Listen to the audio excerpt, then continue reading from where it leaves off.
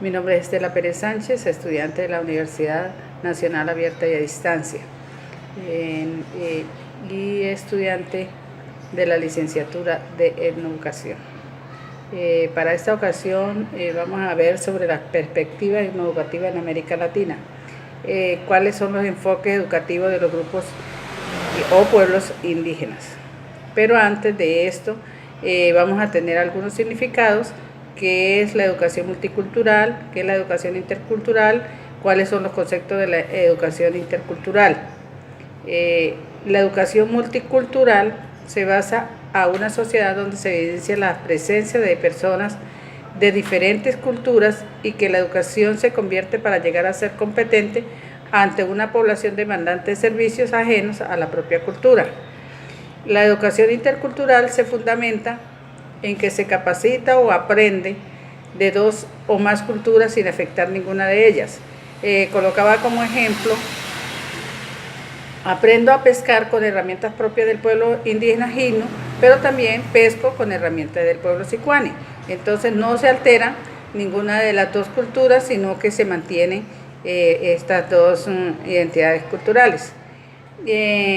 Conceptos de la educación intercultural: es donde se equilibra la educación de conocimientos ajenos o no propios de la cultura y la educación propia, dependiendo del grupo étnico,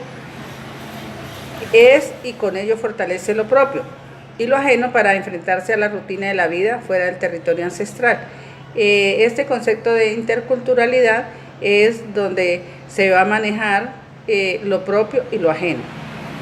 Interculturalidad crítica en Ecuador y Bolivia.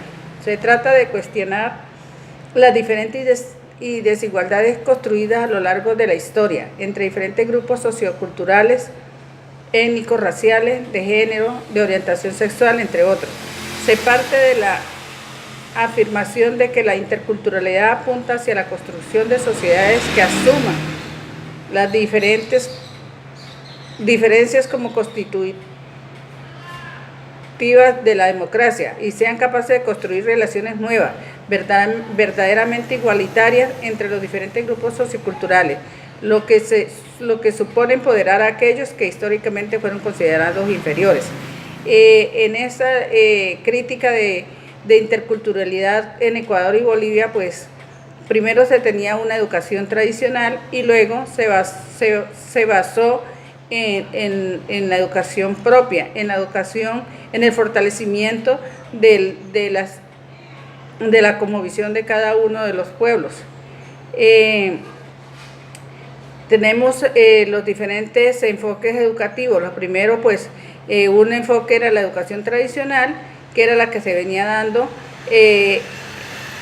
por medio de la Iglesia Católica, y era la que impartía esta educación. Luego, con la reivindicación de los pueblos indígenas, se tomó la educación con enfoque diferencial, que es la educación, la etnoeducación, o ahora educación propia, que se basa en fortalecer la identidad cultural, los usos y costumbres de los pueblos étnicos o de los grupos étnicos y en equilibrio con la no propia, sino con la que tiene que ver con para enfrentarse a los retos que ofrece la sociedad mayoritaria.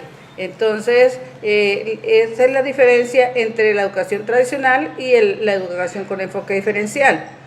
Lo que ha afectado en el desarrollo de la etnoeducación en el nivel cultural, político, social, económico, religioso, artístico, es la transformación de la educación tradicional a un sistema de educación con enfoque diferencial.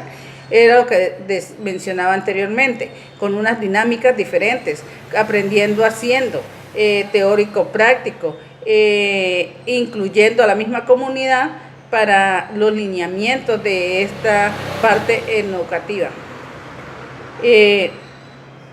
Se tiene en cuenta también que en Colombia pues está la CONCEPI. Es una mesa en la cual donde las comunidades indígenas dan lineamientos al gobierno cómo debe ser la educación en los pueblos indígenas de Colombia. Por ello, es importante de tener claro la diversidad cultural que hay en Colombia. Gracias.